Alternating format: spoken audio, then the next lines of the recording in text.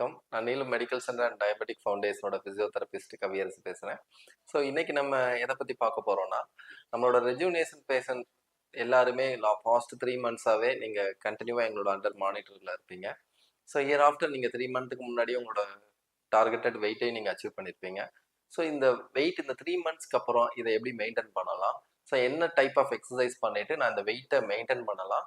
இல்ல நான் என்ன டைப் ஆஃப் எக்ஸர்சைஸ் பண்ணிட்டு ஹியர் ஆஃப்டர் இந்த வெயிட்டை நான் குறைக்க ட்ரை பண்ணலாம் அப்படிங்கறத பத்தி பார்க்கலாம். ஸோ ஃபர்ஸ்ட் நம்ம எடுத்துக்கிற கேட்டகரி யாருன்னு பார்த்தீங்கன்னா, என்னோட வெயிட் நான் கிராஜுவலா நான் குறைச்சிட்டேன். நான் சக்சஸ்ஃபுல்லா என்னோட வெயிட் நான் எதிர்பார்த்த அளவுக்கு நான் குறைச்சிட்டேன். நான் இனி எப்படி மெயின்டைன் பண்ணணும் அப்படிங்கறத பத்தி பார்க்கலாம். ஸோ இந்த நீங்க பாஸ்ட் 3 மந்த்ல உங்களோட எக்ஸசைஸ் ப்ரோட்டோகால் எப்படி இருந்திருக்கும்னா, மார்னிங் ஆர் ஈவினிங் ஒரு டைம் நீங்க எக்ஸசைஸ் பண்ணியிருப்பீங்க ஆர் வாக்கிங் பண்ணியிருப்பீங்க. அது டிபெண்ட்ஸ் அப்பான் தான் நம்ம டீச் பண்ணி கொடுத்துருப்போம். அவங்களுக்கு தனித்தனி ப்ரோட்டோகால் பண்ணி கொடுத்துருப்போம்.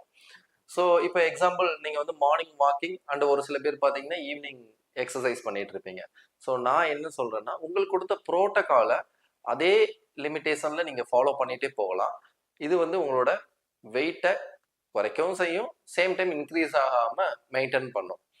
சார் எனக்கு இதுல இருந்து என்னோட வெயிட்டை இன்னுமே நான் குறைக்கணும் அப்படிங்கிற பிளான் உங்களுக்கு இருந்தா நீங்க என்ன பண்ணலாம்னா, உங்களோட வாக்கிங்கோட இன்டென்சிட்டி, அதாவது இன்டென்சிட்டி மீன்ஸ் என்னன்னா வேகம், அதை நீங்க இன்க்ரீஸ் பண்ணலாம். சேம் டைம் பெயின் வராமே பார்த்துக்கணும்.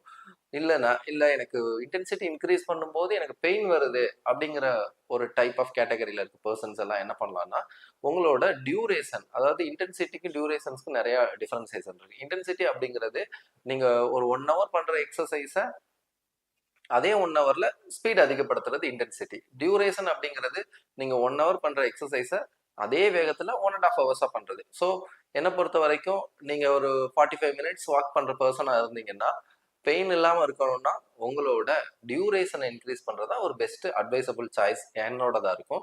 பட் என்னால முடியும் சார், எனக்கு பெயின் கிடையாது அப்படின்னா நீங்க அதே 45 minutesல உங்களோட இன்டென்சிட்டியை கூட்டிக்கலாம், அதாவது உங்களோட வேகத்தை கூட்டிக்கலாம்.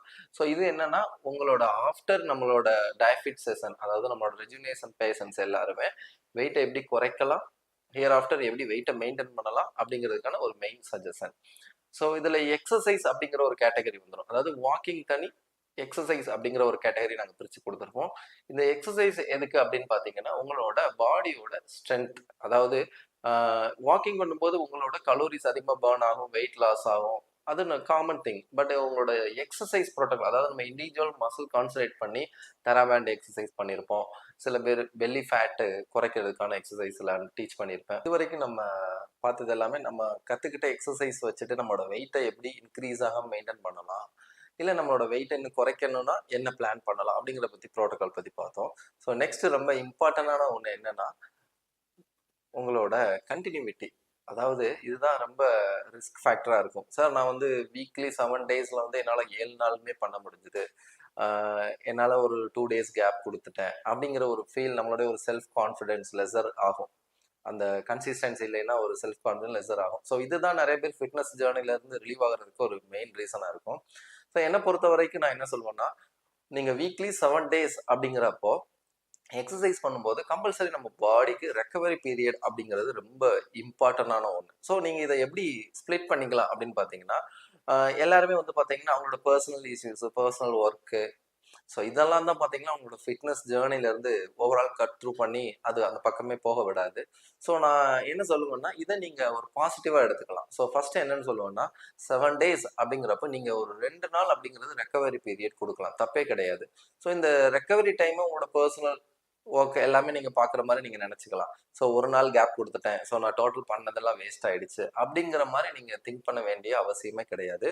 ஸோ என்னோட அட்வைசபிள் என்னன்னு கேட்டிங்கன்னா, 7 daysல மேக்ஸிமம் 4 to 5 days நீங்கள் அதை கண்டினியூவாக பண்ணுறதை விட ஃபர்ஸ்ட் ஒரு மண்டே டியூஸ்டே ஒரு 2 days பண்ணிட்டு கேப் கொடுக்கலாம். அகைன் நீங்கள் தேர்ஸ்டே ஃப்ரைடே ஒரு கேப் கொடுக்கலாம். அகைன் நீங்கள் சண்டே. ஸோ வாரத்தில் 2 நாள் நீங்கள் கேப் கொடுத்த மாதிரி ஆயிடுச்சு. இதுதான் உங்களோட ஃபிட்னஸை ஒரு ஹெல்த்தியாக நீங்கள் ஜேர்னியில் கொண்டு போகிறதுக்கு கம்பல்சரி ரெக்கவர் பீரியட் ரொம்ப ரொம்ப ரொம்ப இம்பார்ட்டன்ட் ஒன். ஸோ நீங்கள் 7 நாளுமே பண்ணணும் அப்படிங்கிற ஒரு இதை உங்கள் மைண்டில் இருந்தால் அதை நீங்கள் இப்போவே டெலீட் பண்ணிக்கலாம். கம்பல்சரி எக்ஸசைஸ்ன்னு பண்ணும்போது நம்ம பாடிக்கு ரெக்கவரி டைம்ங்கிறது ஒரு ரொம்ப இம்பார்ட்டண்டான ஒன். ஸோ எங்கள் ரெஜுனேஷன் பேஷன்ஸ் எல்லாருக்குமே இதை நீங்கள் ஃபாலோ பண்ணி உங்களோட வெயிட் லாஸை ஜேர்னியை சக்ஸஸ்ஃபுல்லாக கம்ப்ளீட் பண்ணி ஹெல்த்தியான லைஃப்பை நீங்கள் மெயின்டைன் பண்ணலாம். தேங்க்யூ.